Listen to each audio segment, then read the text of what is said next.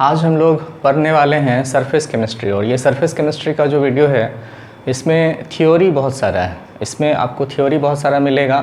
तो मेरा पर्पस ये है कि आपका क्विक रिवीजन हो जाए। नोट्स आपको जो है सो मिल जाएगा, लिंक में आपको जो है सो डाउनलोड करने के लिए अवेलेबल होगा, वहाँ से आप डाउनलोड कर सकते हैं या एनसीईआरटी बुक्स को अपने सामने रख सकते हैं। मेरा मेन थीम जो है ये है कि एनसीईआरटी बुक्स में जितने सरफेस केमिस्ट्री में टर्म्स है वो हम आपको समझा दें। लिखवाने का ये जो है सो काम यहाँ पे हम नहीं करेंगे, आपको लिखना होगा खुद से। तो मेरा पर्पस है आपको सरफेस केमिस्ट्री से सवाल क्या आता है, उसका थ्योरी क्या है, वो कैसे क्विक रिवीजन किया जाए, ये पर्पस है। तो आइए शुरू करते हैं सरफेस केमिस्ट्री। इसमें आपको 3 टॉपिक हम लोगों को मिलेगा। एक पहला टॉपिक मिलेगा एडजॉर्प्शन, एक टॉपिक मिलेगा एडजॉर्प्शन, और दूसरा टॉपिक हम लोगों को मिलेगा कैटालाइसिस, एंड थर्ड टॉपिक हम लोगों को मिलेगा कोलोइड्स। तो एडजॉर्प्शन, कैटालाइसिस एंड कोलोइड्स, ये 3 टॉपिक है। तो सबसे पहले हम लोग एडजॉर्प्शन को जान लें कि क्या होता है। जैसे हम लोगों के पास ये चॉक का टुकड़ा है, तो इस चॉक के टुकड़ा को अगर इंक में, ब्लू कलर के इंक में डुबाएं और झट से बाहर निकाल लें तो ऊपर से ये चॉक क्या होगा, ब्लू हो जाएगा। लेकिन इसको अगर फोड़ के देखें तो अंदर से अभी भी क्या होगा, वाइट होगा। तो यहाँ जो इंक का डिपोजिशन इसके सरफेस पे हुआ उसी को हम लोग नाम दे सकते हैं एडजॉर्प्शन। तो एडजॉर्प्शन हम लोग क्या कहते हैं, एडजॉर्प्शन वर्ड जो है सो हम लोग क्या कहते हैं कि ये है absorption limited to surface only. जैसे आपके पास कोई ऐसे पार्टिकल्स है जो कि हम लोगों का ऐसे ही पार्टिकल्स है, और इसको कोई पार्टिकल जिस पे कि एडजॉर्प्शन होने वाला है वो दे रहे हैं। तो आफ्टर एडजॉर्प्शन ये जो पार्टिकल्स अभी आपको ऐसे रैंडमली प्लेस्ड दिख रहा था, ये सब पार्टिकल्स अब आपको क्या होगा कि सरफेस पे सिस्टमेटिक ढंग से इकट्ठा हो जाता है। तो इस सरफेस पर जो इकट्ठा हो गया, इसी प्रोसेस को हम लोग नाम देंगे एडजॉर्प्शन। मैटर के अंदर तक नहीं आता है, ओनली एट द सरफेस रहता है। अब इसमें 2 टर्म है। एक चीज़ जो बाहर से आया, ये जो टर्म, ये जो चीज़ दिख रहा है जो बाहर से उसके ऊपर आया, इसको हम लोग कहते हैं एडजॉर्बेट। क्या कहते हैं, इसको कहते हैं एडजॉर्बेट। और एक मटेरियल जो अंदर में है जिसके सरफेस पर एडजॉर्प्शन हुआ, that is known as adsorbent. तो एडजॉर्बेंट जो है सो ज़्यादा अमाउंट में आपके पास दिख रहा है और एडजॉर्बेट उसके ऊपर इकट्ठा हुआ जो कि कम अमाउंट में है। याद, कन्फ्यूजन हो जाता है। तो याद रखने के लिए ना आप याद रख सकते हैं कि सॉल्यूशन में जैसे सॉल्वेंट, तो सॉल्वेंट क्या था, ज़्यादा अमाउंट में होता था, तो सॉल्वेंट से मैच भी करता है नाम एडजॉर्बेंट। तो एडजॉर्बेंट मेन मटेरियल है, ज़्यादा अमाउंट में होगा, और जैसे सॉल्यूट होता था कम अमाउंट में, तो वैसे एडजॉर्बेट है, वो उसके ऊपर एडजॉर्ब हो जाता है। तो यहाँ पर एडजॉर्प्शन और एब्जॉर्प्शन क्या है, तो एब्जॉर्प्शन तो पुराना टर्म है। ये जो एब्जॉर्प्शन कह रहे हैं, तो एब्जॉर्प्शन पुराना टर्म है।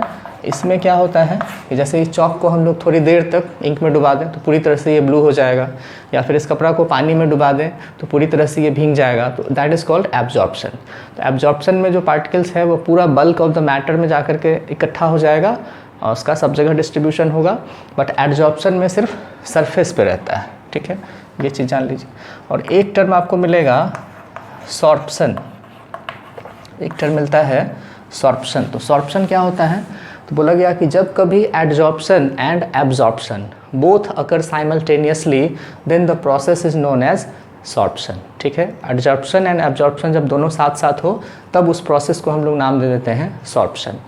एक टर्म हम लोगों को मिलता है डीजॉर्प्शन, एक टर्म कहते हैं डीजॉर्प्शन। तो आपको ये जानना है, ये कहते हैं reverse of adsorption, reverse of adsorption. जब एडजॉर्प्शन को हम लोग रिवर्स करवा दें, जैसे कई सारा गैस मास्क होता है, ये वाला कोविड वाला मास्क नहीं, गैस मास्क होता है जो कि पॉल्यूशन से बचाने के लिए लोग पहले भी इस्तेमाल करते थे। तो that gas mask contains charcoal powder, and charcoal powder के ऊपर dust particles and other polluting gases are adsorbed.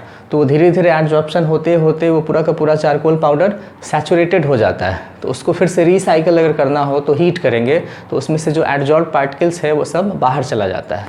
तो उसी बाहर जाने के प्रोसेस को, that is reverse of adsorption, को हम लोग नाम दे देते हैं डीजॉर्प्शन। इस चैप्टर में टर्म्स बहुत सारा मिलेगा आपको, एक नया डिक्शनरी तैयार हो जाएगा। और दूसरा क्या कि इस डिक्शनरी का आप डेली लाइफ में इस्तेमाल भी नहीं कर सकते हैं, सिर्फ वो लिमिटेड होगा क्या, तो फॉर दिस चैप्टर। तो ये भी एक दिक्कत है। फिर इस पे हम लोगों को पूछा जाता है mechanism of adsorption, mechanism of adsorption, adsorption का मैकेनिज्म कैसे होता है।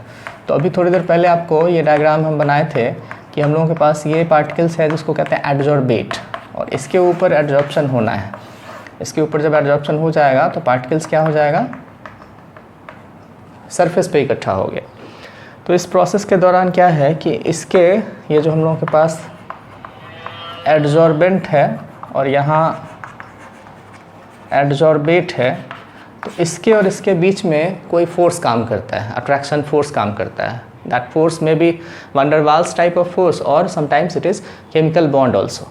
What may be the nature of force, but force काम करता है, and due to the action of force between adsorbate and adsorbent molecules, इसका क्या है कि एनर्जी बाहर रिलीज होता है। जैसे आपको याद हम दिलाएं, केमिकल बॉन्ड है, किसी दो एटम के बीच में बॉन्ड है, उस बॉन्ड को अगर आप तोड़ना चाहते हैं तो क्या होगा, आपको एनर्जी देना पड़ेगा।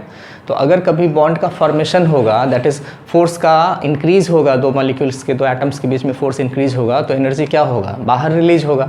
तो इसमें भी एनर्जी बाहर रिलीज होता है, और इस तरह के प्रोसेस को हम लोग कहते हैं एक्सोथर्मिक, और इसका डेल्टा एच का साइन होता है निगेटिव। तो एक चीज़ ये पता चल गया।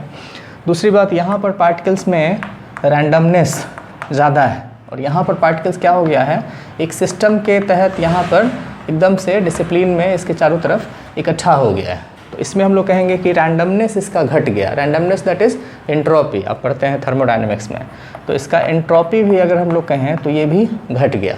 अब हम लोगों के पास एक इक्वेशन है delta G equals to delta H minus T delta S. इस इक्वेशन पे वो सब वैल्यू अगर रख दें तो डेल्टा एच का साइन आया है नेगेटिव, माइनस रखेंगे टी, और डेल्टा एस का साइन भी आया है नेगेटिव।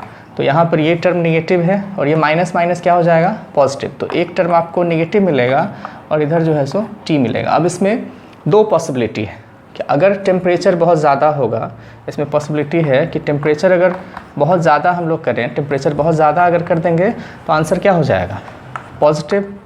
और दूसरा है कि टेम्परेचर अगर हम लोग कम रखें तब जो है सो डेल्टा जी का साइन क्या हो जाएगा, नेगेटिव। ये आप समझ सकते हैं कि टेम्परेचर का साइन यहाँ पे पॉजिटिव के साथ है, तो टेम्परेचर बहुत ज़्यादा हो, 400-500 केल्विन कर दें तो आंसर पॉजिटिव आ जाएगा। तो डेल्टा जी पॉजिटिव अगर आता है तो रिएक्शन क्या होगा, नॉन स्पॉन्टेनियस नहीं होगा। और अगर टेम्परेचर कम हो जाए तो ये वाला जो नेगेटिव टर्म आपके पास आएगा वही क्या होगा, आंसर में दिखेगा, तो आंसर डेल्टा जी का हो जाएगा नेगेटिव। तब रिएक्शन क्या होगा, स्पॉन्टेनियस। दैट इज़ एडजॉर्प्शन के लिए टेम्परेचर को कम होना चाहिए, और अगर हाई टेम्परेचर कर देंगे तो डिजॉर्प्शन हो जाएगा। तो ये मैकेनिज्म ऑफ एडजॉर्प्शन हम लोगों के पास है। अब हम लोग जान लें कि एडजॉर्प्शन का टाइप्स कितना होता है। तो मेनली दो टाइप का एडजॉर्प्शन हम लोग कहते हैं। एक कहते हैं फिजिकल एडजॉर्प्शन, फिजिकल एडजॉर्प्शन, और एक कहते हैं chemical adsorption. Physical adsorption and chemical adsorption. तो इस दोनों के पॉइंट्स हम आपको बता दें। फिजिकल एडजॉर्प्शन अकर करता है कब, तो जब एडजॉर्बेट और एडजॉर्बेंट के बीच में वीक फोर्स काम करता है, van der Waals फोर्स काम करता है। और केमिकल एडजॉर्प्शन कब काम करेगा, जब उस दोनों के बीच में, एडजॉर्बेट और एडजॉर्बेंट के बीच में केमिकल बॉन्ड बन जाएगा। अब सवाल ये है कि केमिकल बॉन्ड में तो ज़्यादा एनर्जी इन्वॉल्व होगा, तो केमी एडजॉर्प्शन में जो एंथैल्पी ऑफ एडजॉर्प्शन है डेल्टा एच, अभी देखे थे नेगेटिव, उसका वैल्यू मैग्नीट्यूड बड़ा होगा। But in case of physical adsorption weak force होता है तो डेल्टा एच का साइन नेगेटिव तो होगा बट वैल्यू उसका छोटा होगा। ये चीज़ हो गया। तो अब रिएक्शन, जो केमिकल एडजॉर्प्शन है उसमें रिएक्शन हो जाता है, एडजॉर्बेट और एडजॉर्बेंट के बीच में केमिकल रिएक्शन हो जाता है, तो उसको आप रिवर्स नहीं करवा पाएंगे। रिवर्स इन द सेंस कि वो उसमें से ऐसा नहीं है कि डिजॉर्प्शन नहीं होगा, होगा, लेकिन एडजॉर्प्शन के बाद रिएक्शन हो गया तो एक नया प्रोडक्ट का डिजॉर्प्शन होगा, इसलिए उसको हम लोग डायरेक्टली रिवर्स हो गया ऐसा नहीं कह सकते हैं। और फिजिकल एडजॉर्प्शन में कोई रिएक्शन नहीं होता है तो वो इसलिए रिवर्स भी हो जाता है और ओरिजिनल प्रोडक्ट आपको वापस मिल जाता है।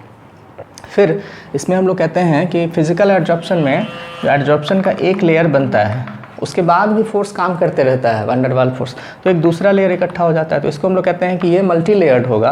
लेकिन केमिकल एडजॉर्प्शन में मोनो लेयर्ड होता है। अब सुनने में लगता है कि केमिकल में तो ज़्यादा स्ट्रॉन्ग फोर्स है, तो इसको बाइलेयर्ड या ट्राइलेयर्ड होना चाहिए, ये मोनोलेयर्ड क्यों? तो इसमें वैलेंस इलेक्ट्रॉन्स इन्वॉल्व हो गया। एक बार जब वैलेंस इलेक्ट्रॉन इस्तेमाल हो गया बॉन्ड फॉर्मेशन में, तो फिर अब नया बॉन्ड किसकी वजह से बनेगा, इसलिए ये मोनोलेयर्ड होता है। केमिकल एडजॉर्प्शन मोनोलेयर्ड और फिजिकल एडजॉर्प्शन मल्टीलेयर्ड। तो ये सब कुछ डिफरेंसेस भी आप लिख सकते हैं, और क्या है फिजिकल और केमिकल एडजॉर्प्शन ये भी जान गए। अब हम लोग डिस्कस करेंगे एडजॉर्प्शन का एक लॉ है, वो पहले ही बताया कि इस वीडियो का पर्पस है सरफेस केमिस्ट्री का रिवीजन। जिन लोगों ने पहले पढ़ा है वो क्विक रिवीजन कर सकते हैं। इसमें हम लोगों के पास है फ्रेंडलिच एडजॉर्प्शन आइसोथर्म। इसमें एक इक्वेशन हम लोगों के पास आता है x/m = Kp⁴ ये है फॉर गैस। किसी गैस के एडजॉर्प्शन के लिए ये चीज़ है, जिसमें x हम लोग कहते हैं मास ऑफ एडजॉर्बेट और m हम लोग कहते हैं mass of adsorbent. k constant है, p जो है सो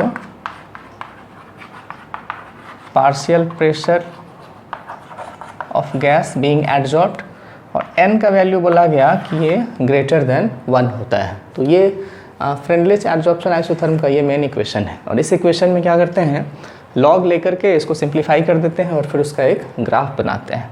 और कभी कभी ये दोनों क्वांटिटी एक साथ हम लोग लिखते हैं x/m, और x/m को हम लोग कह देते हैं एक्सटेंट ऑफ एडजॉर्प्शन। ये चीज़ ध्यान में रखना है। अब इसका ग्राफ कैसे बनेगा वो चीज़ हम लोग देख लेते हैं। यही वाला चीज़ जो है सो जब लिक्विड का एडजॉर्प्शन होगा तब भी यूज़ होगा। P के बदले सिर्फ क्या लिख देंगे, C मतलब कंसंट्रेशन। तो इक्वेशन था हम लोगों के पास x/m = Kp⁴ लॉग लेकर के लिखें तो log x/m = log Kp⁴ इसी को सिंप्लीफाई करें तो हम लोगों को मिलेगा log x/m = log K + 1/n log P। और इसका ग्राफ अगर आप देखें तो इसका ग्राफ हम लोग देखेंगे log x/m को y एक्सिस पे, और ये जो log P है इसको x एक्सिस पे। तो फिर इसका जो हम लोगों को स्लोप है वो इंटरसेप्ट ये है log K, और फिर स्लोप ऐसे जाएगा ये ग्राफ ऊपर की तरफ, and slope will be 1/n। और यहाँ से ये जो वैल्यू है ये हम लोगों को देगा log K का वैल्यू। तो ये ग्राफ है। इसी में अगर एडजॉर्प्शन सॉल्यूशन के द्वारा होगा तो P के बदले आप C कर दीजिएगा, बाकी सब यही रह जाएगा। तो ये एडजॉर्प्शन का फ्रेंडलिच एडजॉर्प्शन आइसोथर्म का ये ग्राफ है।